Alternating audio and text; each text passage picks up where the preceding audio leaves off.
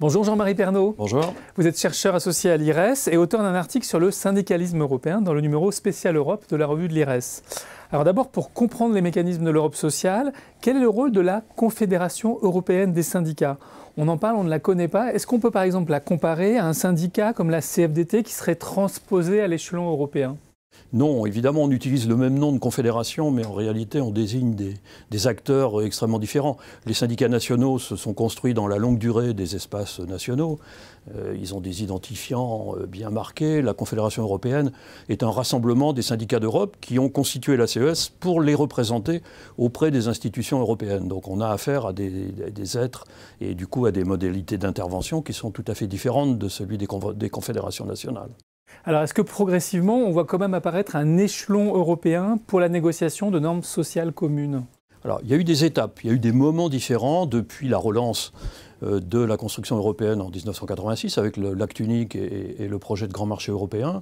Dans un premier temps, disons, ça caractérise les années 90, on a eu une tentative de production de normes sociales avec des accords interprofessionnels, avec le développement de dialogue social sectoriel par branche d'activité, et puis ce socle de droits sociaux fondamentaux, donc l'esquisse d'une Europe sociale dans laquelle les syndicats pouvaient projeter un rôle dans la construction de l'Europe. Et puis tout ceci s'est un peu effiloché, voire carrément retourné dans les années 2000. En gros, moi je retiens la date de 2005, c'est-à-dire la révision du traité de Lisbonne, l'arrivée de la commission Barroso, où là le social a commencé à être mis carrément de côté et où on n'a plus eu guère de production normative, un peu au niveau des branches, mais à la fin de son mandat, même Barroso bloquait Barroso et le Conseil des ministres européens bloquaient même la traduction en directive d'accords sociaux qui survenaient dans ces négociations de branche. Donc on est plutôt sur le déclin et les procédures dites REFIT, là, de révision des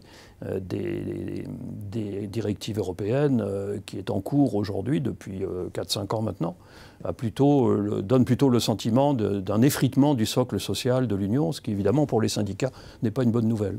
Alors vous avez décrit cette difficulté, cette espèce de coup d'arrêt depuis 2005 à la progression de normes sociales communes. Est-ce que cette espérance d'harmonisation sociale en Europe qui est quand même assez portée par les peuples, est-ce qu'elle peut quand même avoir lieu encore à l'échelon européen? Est-ce qu'il y a des possibilités de renaissance? Alors il faudrait pour cela une mobilisation sociale. Ce qui vaut pour l'Europe vaut aussi pour les espaces nationaux dans lesquels les syndicats sont en difficulté un peu partout. La CES a essayé après la crise de 2008-2009 de remettre en question la politique salariale, il y a eu la directive Bolkestein, etc., de mobiliser un peu les forces syndicales. C'est compliqué parce que les syndicats n'ont pas les mêmes traditions. Il n'y a pas de droit de grève européen, donc ils ont un droit qui encadre leur activité qui est assez différent.